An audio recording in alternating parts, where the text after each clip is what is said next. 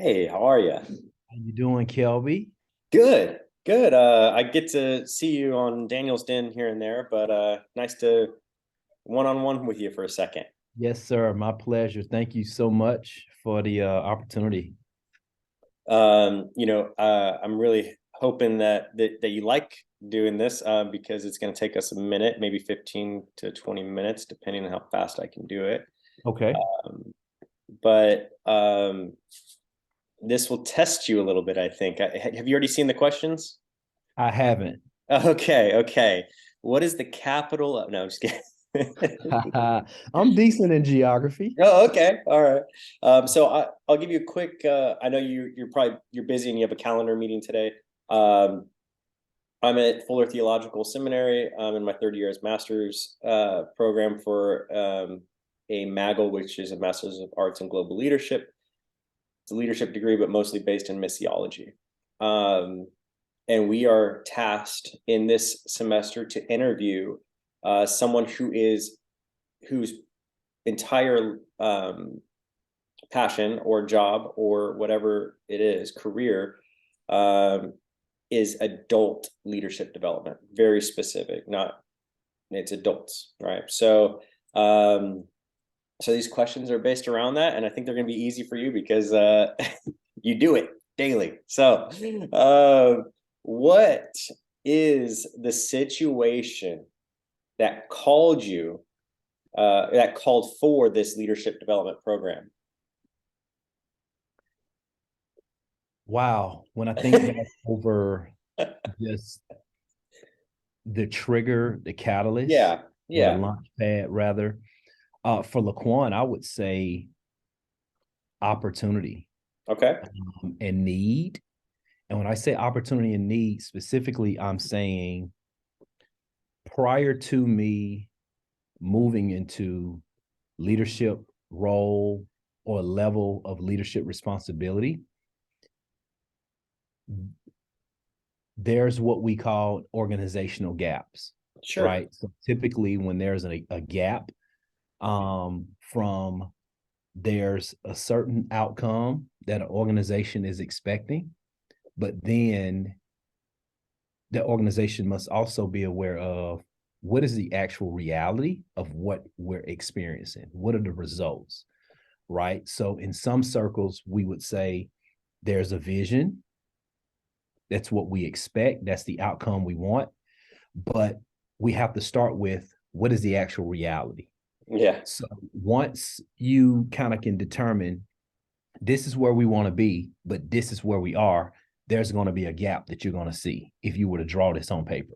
I'm doing it Well, right now. Yeah, I see that. when that gap is there, now the question must be asked, who can fill that, or what type of person needs to be positioned that that we believe demonstrates the competency, right? The character. But I don't want to understate this, the capability or the capacity for it. Because sometimes we can have the character to do a thing, we can have the skill set, which is the competency to carry out a thing. But that doesn't mean in this season of my life, I have the actual margin or the bandwidth or the capacity to actually carry this out the way it needs to, that will cause one to close that gap. So for me, this started with a gap being recognized Yep. and a decision being made by my superior Mm-hmm. to say, hey, we have a gap that we believe you can fill, right? So theologically, I would say this, there's a giant that only a certain kind of person can Mm-hmm. slay. Yeah. And so this type of giant calls for a David, Mm-hmm. a certain type of leader, a certain type of person. So that's kind of how I entered into the leadership Yeah. scope of role and responsibility. And then once I realized that it's not so much one's ability to lead, but who that person becomes in that leadership capacity, Mm. that ends up moving that person into them being able to duplicate or in some ways replicate what they did to be successful. Mm.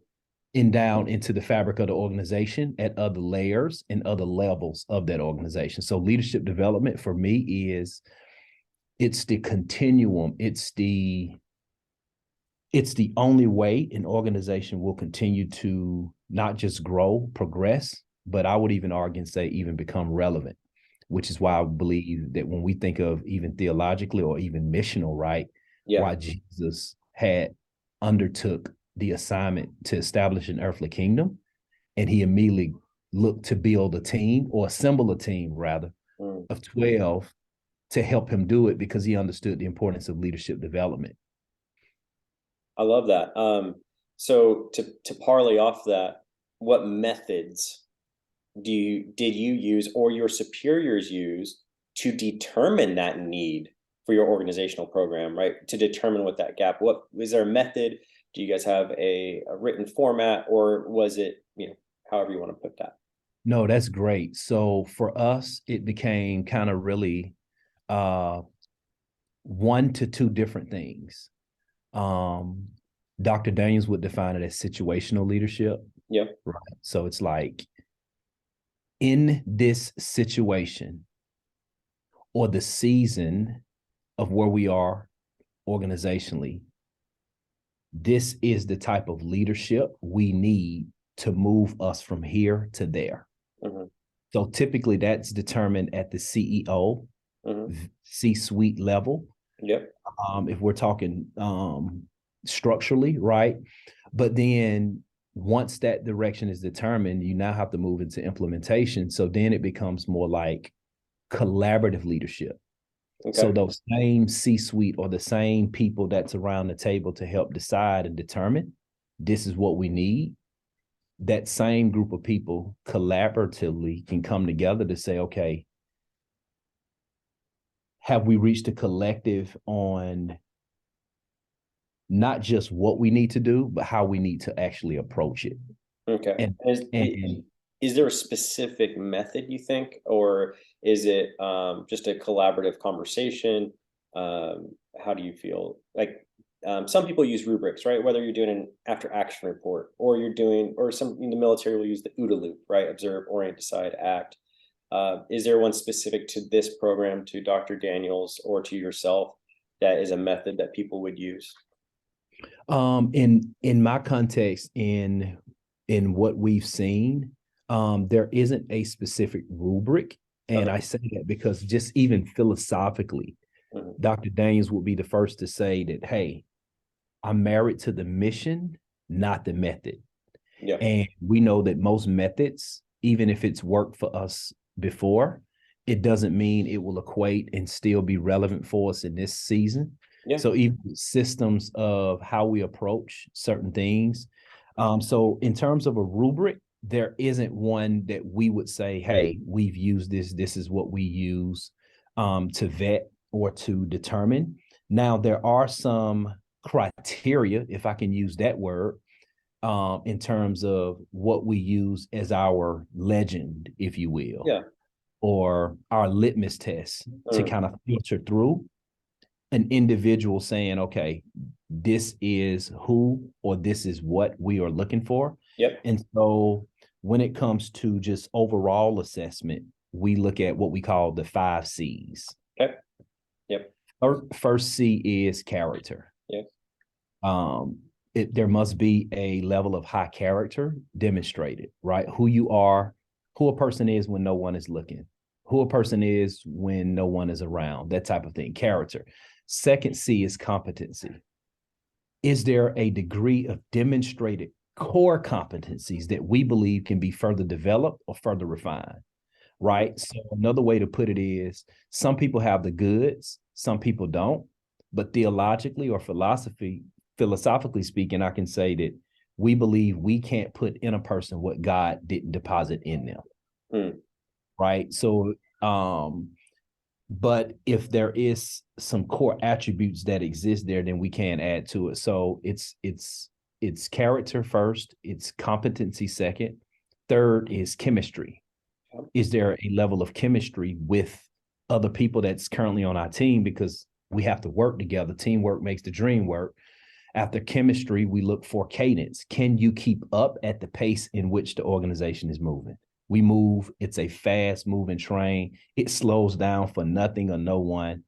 And so we want to make sure that a person can keep up with that cadence. And then fifthly and finally, which is one of the most importantly, calling. Is there a sense of calling? Is this just a job? Is this just a role? Do Yeah. you see purpose in it? Do you find fulfillment out of it? If not, it doesn't bode well for us long term in terms of leadership development, because there are people that you build with, and then there are people that you should build on. And so character, competency, chemistry, cadence, and calling. Okay. So those are kind of the filters or the rubric, if you will.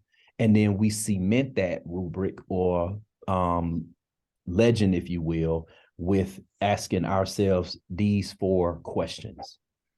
Do we feel like this is a leader who is participatory? Like, will they be engaged? Will they lead out front? Will they participate? Will they do the things that they may challenge others to do? Leaders are participators.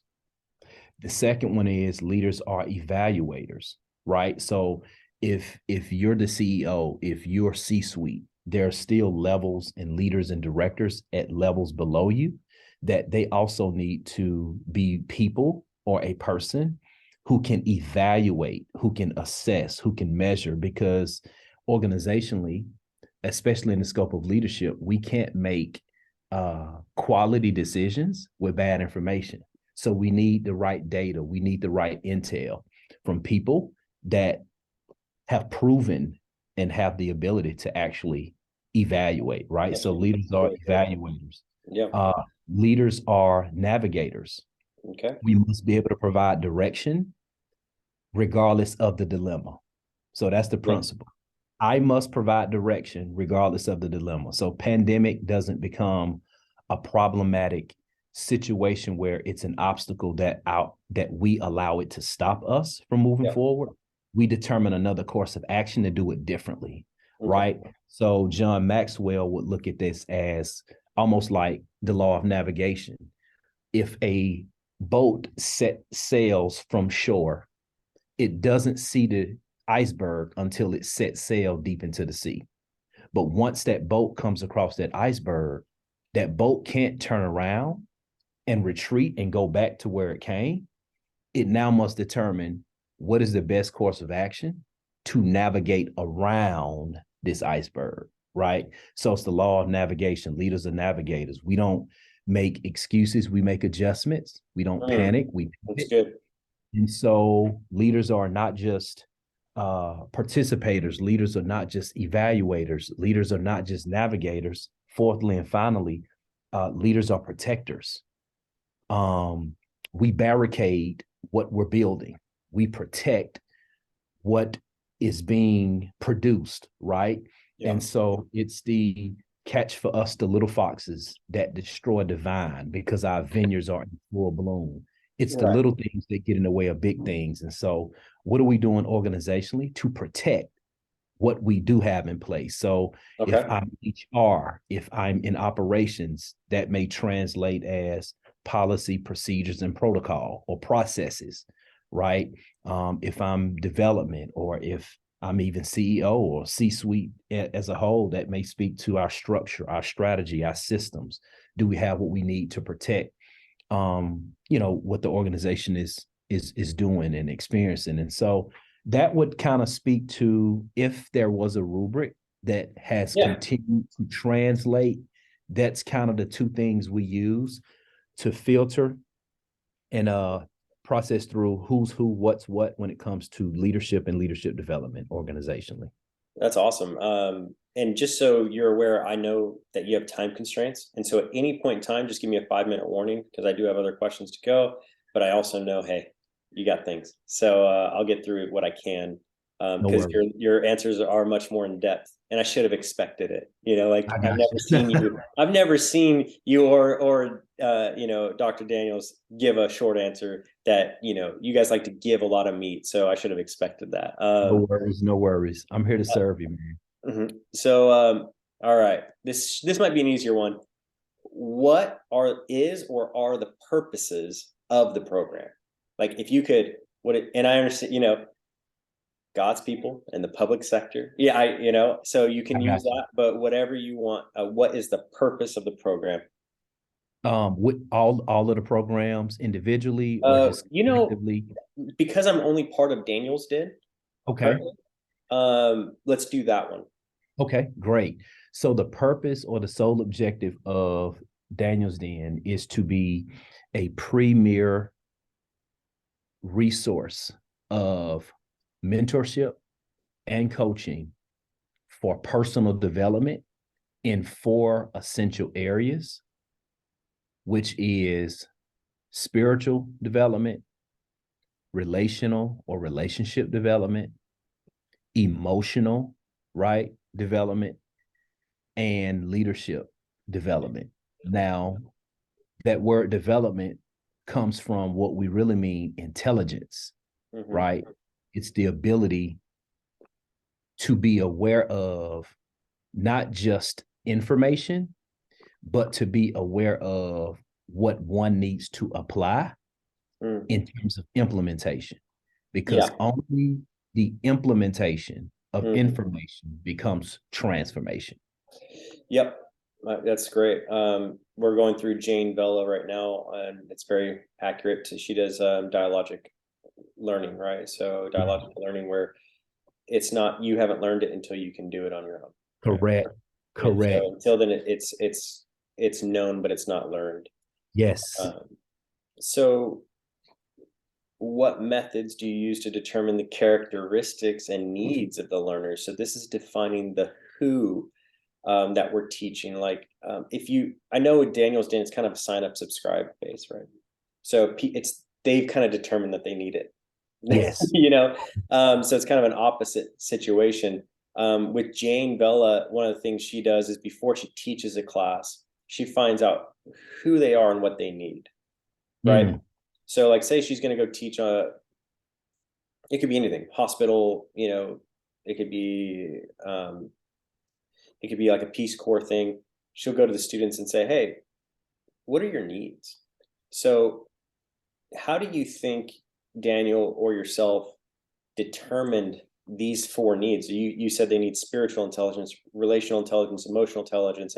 Those are needs, right? You've defined needs. How did you get there? We got there because we started with what is the outcome we want from this program? Okay. And that is we want to help people self optimize. Mm-hmm. What does that mean? We believe it is very possible for people to become their best self, Mm-hmm. to do their best work, Mm-hmm. and live their best life. Yeah. Now, that's a lot. That's a healthy, Yeah. that's a lofty goal. Yeah. Try Just to do one of becoming those. your best self is one. Yeah. Try to do one. That's tough. You mean to tell me I can become my best self and live my best life? Mm-hmm. And don't stop there. I can do my best work, which means I can be fulfilled professionally as well. Yeah. I don't have to compromise purpose, profitability, Mm-hmm. fulfillment in those things professionally. Like, Yeah. I can actually wake up and enjoy what I get to do. And Yes. at the same time, enjoy who I'm becoming in that process. That's that's that's a lofty task. So what if that's our outcome? If Mm-hmm. that's the result we want from this program, what are the bare essentials needed for people to accomplish that result? Gotcha. And from our experience in just ministry context, Mm-hmm. especially marketplace context, Sure. there's a pattern or a trend that keeps pointing to the thing that stops people from becoming their best selves, to do their best work, live their best lives, Mm. always point to a lack of One. spiritual development, a lack of one of the four. So Yeah. it's a 4Q coaching and mentorship model. That's awesome. So when you said, what are those characteristics and needs? I'm trying to figure out how to ask that question appropriately to this. The characteristics, needs, and learns. Okay, you define those characteristics as spirituality, relationship, relational, emotional, leadership. So, Okay, this is a hard, describe the when and where of the program and the resources or constraints created by that learning environment. What they're asking here is when developing a program, if you could put it anywhere, right? Like I wouldn't teach a scuba course in the middle of the desert, right? I want to create a learning environment that sustains the learning. Even if I'm thrown into a classroom with incandescent lights, how do I create a relational room where I can put tables together and chairs, right? Creating an environment. As we've moved into this post-pandemic world of Zoom, where we're at right now, the environment is very constrained, right? It's a screen. So what the when and where of the program and the resources and constraints created by that learning environment, what have y'all done, do you think, to combat this environment or make it more big energy, make it more Daniel, Mm. make the screen something different than it was when I was typing away for work? Like, how have you done that? Great question. So for me, especially being a program director of the Daniels Den Mentorship and Coaching Program under Dr. Darius Daniels, it is keeping the main thing the main thing. What do I mean by that? Because this is a personal development program, at the onset, we're always going to be intentional about connecting with people personally. Yeah. Although it's a group coaching model, it's not really one-on-one, right? So whether it's the book club, whether it's the lunch and learns, Yeah. whether it's the cohort sessions that people get, and then they can put comments under the videos, and other people in the cohort can see how the video added value to them and different things like that. Those times we come together, although it may be hundreds of people on a Zoom call, I try to be very intentional in personalizing everything. So if we start off the Zoom, hey, 60 seconds or less, let's hear some wins. I want Yeah. to instantly connect with personalized. Your win is going to be different from their win, and I want to immediately celebrate that win in front of the group. Yeah. So although I'm a part of a group, I feel like it's speaking to me, so that every person that's tapped in virtually gets a unique level of value. And if we can't hear from everybody's wins, maybe I can speak to some chat comments. Yeah, I see Samantha said this. That makes sense. Samantha, I agree with that. Here's why. Now people feel not just a part of a community, but there's connection, Mm-hmm. which I feel like is one of the things that um became one of the biggest obstacles, right? Throughout the pandemic. How do you keep people connected when we're isolated? Yeah, no, it's interesting, because we're dealing with that constantly, like you're saying, pandemic, Zoom right now, and it's odd because I feel like maybe 20 years ago it wasn't as personal, or maybe 10 years ago, but my e-church life is just as fulfilling, as my Yes. home church life. I don't get rid of my home church life because you need to be a part of the community, the body, but I have two different e-churches, right? I participate in Potter's House. Mm, Every Wednesday, every Sunday, I'm catching that. Generally, it's during my workouts. I listen, and then I have Daniel's Den, which has become kind of another e-church, but for me as an entrepreneur. But yeah. if you were to say, "Hey, Kelby, do you feel for those people?" or "Hey, do you feel the content?" Like actually feel it, Yeah. emotionally and relationally, 100% I do. Just as much as I'm sitting in a pew. So I don't know how that happens. It could just be conditioning, but this is an era where people feel over the screen. They can still feel the dopamine responses, the norepinephrine. It's still as if you're in person. It's interesting. It is. It's so unique. It's so organic. And I can't put my hand on how that happens. It's just amazing to know people from all over, wherever they are, from a computer screen, Mm-hmm. can engage with one another, interact in a way to where one common cause brings us together, but yet we get what we need from that, even if it's different. Mm-hmm. And it's so unique to each of us wherever we are in real time. I believe only God can engineer something like that. And when people are actually present, meaning I'm not just on the Zoom, but I'm actually present in the moment that Zoom is happening, I feel like that is what magnifies that experience for a lot of people when they show up with the intent on, I'm getting something out of this and Yeah. I'm bringing something to this. So for me, it's managing the dichotomy between knowing that every person in the den, there's something that they're consuming from the den that they believe is adding value to them. Yep. But they're not just here to consume, they're also here to uniquely contribute because they are Daniels in the marketplace. These are movers, these are shakers, these are people who are making an impact. And so, because that is the reality and what we believe exists in the community of the den, we know we want to give space for people to contribute. So it's like, hey, don't just ask questions because you want to consume something from us to learn.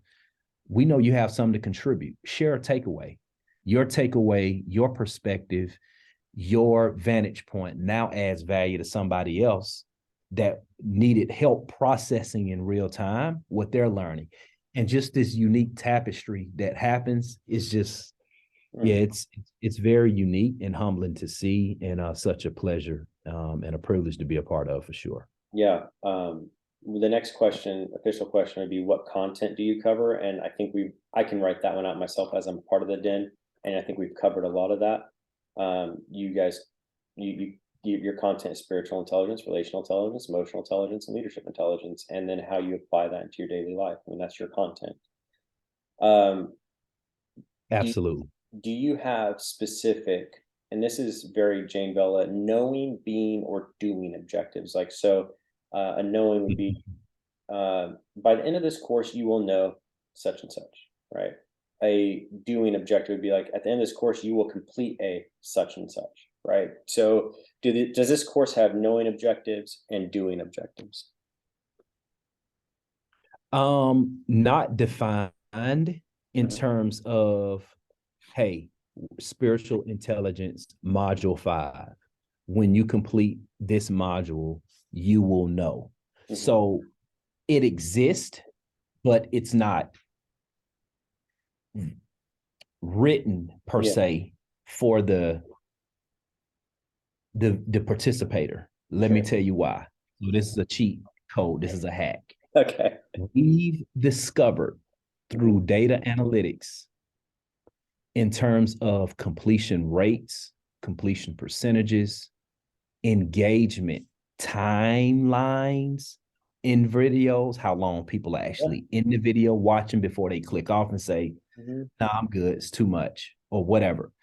Based on back-end analytics, we've discovered the first 12 months of the den that there's a large number of people who, when we attributed on the front end, at the beginning of the module, at the beginning of the month, establishing in session 1, hey, this is what you will know when you complete this, the retention rate and the completion rate has plummeted. Interesting. Let me tell you why. When you tell people, at least from what we've seen, when you tell people on the front end, when you complete this, this is what you will know. For us, it hasn't translated in a way where people have maintained their commitment to complete it. I think it's because some people, when you tell them what they're going to know on the front end, they don't believe it themselves. So it's almost like if I tell you at age, I don't know, if God were to tell you all that he has for you and all that he's going to do in your life, when you first start believing in him, it'll probably scare you. Yeah. It'll probably, oh God, you're going to make me a prophet unto the nations? Is that what you, like, what? I don't want that. Yeah. Right. So it's almost like God reveals on a need to know basis. So using that same premise, we found it that when we communicate, this is what you will know, or here's the objective when you complete this, people hadn't completed it at a higher level than they have when they didn't know on the front end what they were getting into. and we use inquiry and curiosity to drive them. Okay. So it's almost like, hey, spiritual intelligence, module 5. What are we calling this?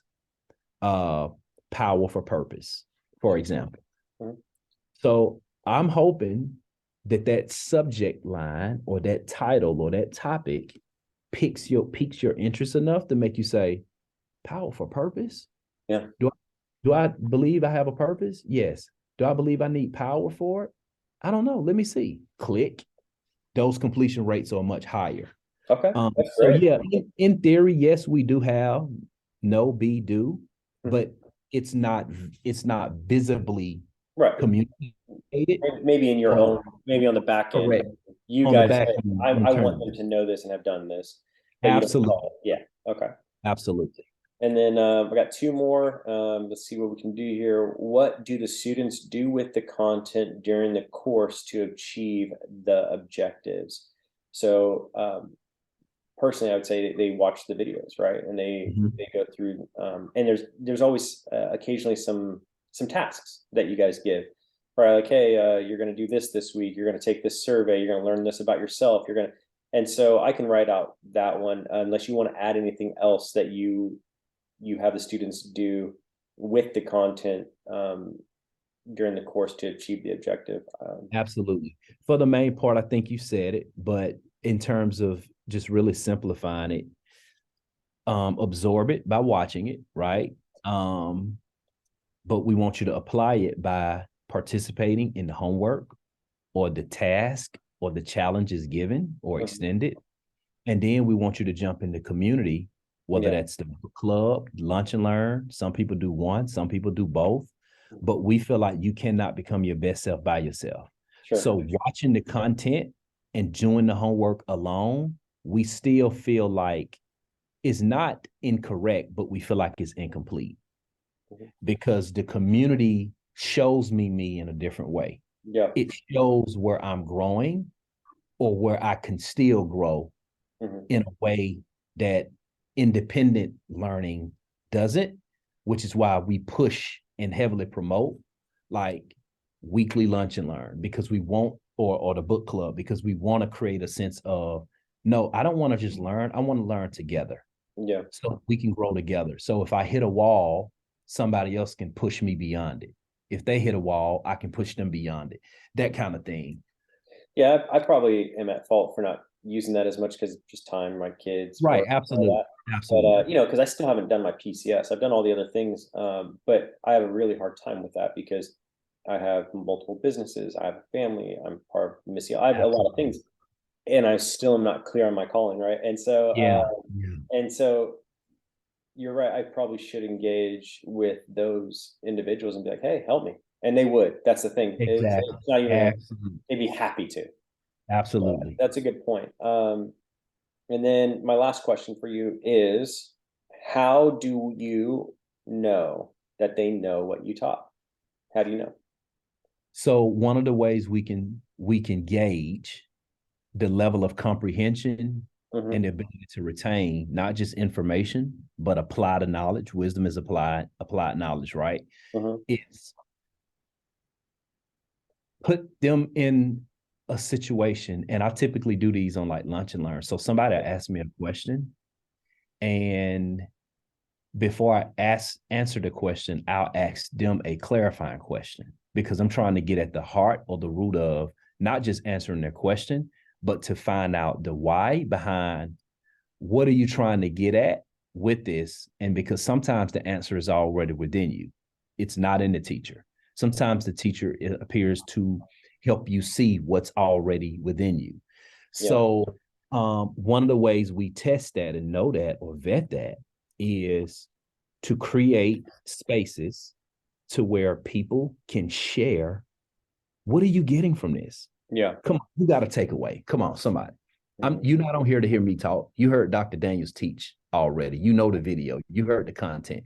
What is the content saying to you? Yeah. I want to hear how you're processing in real time. And so you would check asking those questions. Yeah. It kind of guides them and leads them. Yeah, and so they have to kind of you take them out of the video environment. You give them a Exactly. scenario, or they give you a scenario even, and then you Mhm. walk them through it and help. And when they solve it, using those tools, you know that they've learned it. Exactly. We call it integrative coaching. So it's like, now see what you did there? When your daughter did this week and you responded that way, that's what Dr. Dames meant in emotional intelligence, Yeah. module 2, session video, session 3, Mhm. when he said this. You help connect the dots for them. Okay. And when they see it and when they've demonstrated a level of understanding because they can kind of articulate it back in real life examples, then you know Right. the light bulbs are clicking and on. Man, we made it through all the questions. That was it. That was the this is a test from Dr. Daniels. I'll be sending it directly to him. He would just want to make sure you knew what you were doing. No, he's this has been great. And Yes, sir. here's a Kelby, I pop appreciate quiz. you, sir. And I got you. I really cannot thank you enough. This is going to be great for my class, and I did record this. Just I think I made you aware of that.